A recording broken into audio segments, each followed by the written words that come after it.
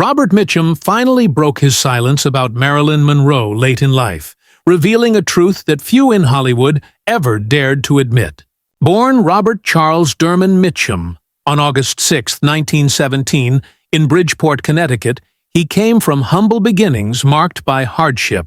His father was tragically killed in a railroad accident when Robert was just a toddler, leaving his mother, Anne Harriet, to raise 3 children through the Great Depression.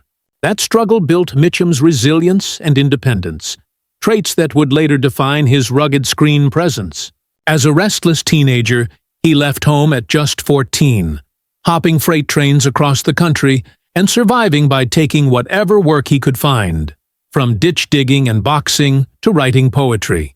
Even a short stint on a southern chain gang couldn't tame his rebellious spirit.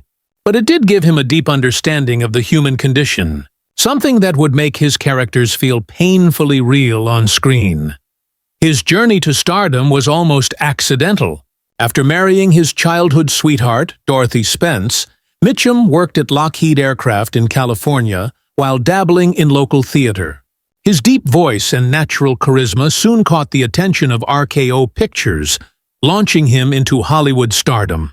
Films like The Story of G.I. Joe earned him an Oscar nomination, while noir classics such as Out of the Past and Crossfire made him the embodiment of cool detachment and moral ambiguity. Even his 1948 marijuana arrest, a scandal that could have destroyed most careers, only strengthened his image as Hollywood's untouchable bad boy. Yet, behind that reputation was a devoted husband and father who found stability in his marriage to Dorothy, the woman who had believed in him long before fame arrived. By the 1950s, Mitchum was one of the biggest stars in the world. It was during this period that he starred opposite Marilyn Monroe in the 1954 film River of No Return, a movie set against the wild Canadian wilderness. The chemistry between the two was undeniable, sparking decades of speculation about their off-screen relationship. For years, Mitchum avoided talking about Monroe, brushing off questions with his usual cool indifference. But in rare interviews later in life, he finally opened up, offering a raw and compassionate glimpse into who she really was. "She was a lost child in a woman's body," he said softly. "People saw the blonde hair and the curves, but inside she was terrified most of the time. She wanted love, but Hollywood only knew how to sell her." Mitchum recalled how Monroe struggled through the film's harsh conditions, cold rapids, grueling days. But her real battles were internal. She was scared of being replaced, he admitted. Every take, every scene, she worried it wasn't good enough. You could see it in her eyes. Despite her constant self-doubt, Mitchum admired her talent deeply. "When the camera rolled, no one could take their eyes off her," he said. "She had something you can't fake, something that came from somewhere deep and painful." Unlike many of her co-stars, Mitchum never mocked or belittled Monroe. "Everyone treated her like she was dumb," he said. "She wasn't. She was smart, just damaged."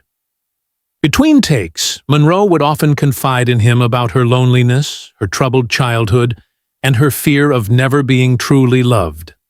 "She told me once," Mitchum remembered, "that being famous felt like being trapped in a glass box. Everyone could see her, but no one could hear her. Though their connection was strong, it was never romantic." "I wasn't about to be another guy who used her," Mitchum said firmly. "She needed a friend, not another man with an angle." When Monroe died in 1962, Mitchum was devastated. He rarely spoke publicly about her passing, but privately he blamed Hollywood's cruelty. "They killed her," he said. "Not with a gun or a knife, but with pressure, with lies, with loneliness. She gave them everything, and they took it until there was nothing left." His words weren't just an expression of grief. They were a condemnation of an industry that devours its brightest stars. In his later years, he often reflected on how misunderstood she was.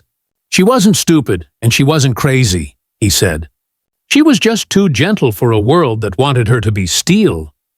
Robert Mitchum's honesty revealed the fragile humanity behind Marilyn Monroe's tragic legend. He saw her not as a symbol, but as a person, brilliant, broken, and searching for love in a place that offered none.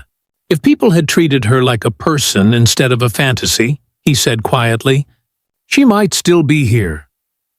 Mitchum's words remain one of the most heartfelt tributes to the woman behind Hollywood's most enduring icon. When he passed away in his sleep on July 1st, 1997, at his home in Santa Barbara, his wife of 57 years, Dorothy, was by his side. Just as he had always been there for Monroe in spirit, she was there for him, steady, loyal, and true to the very end.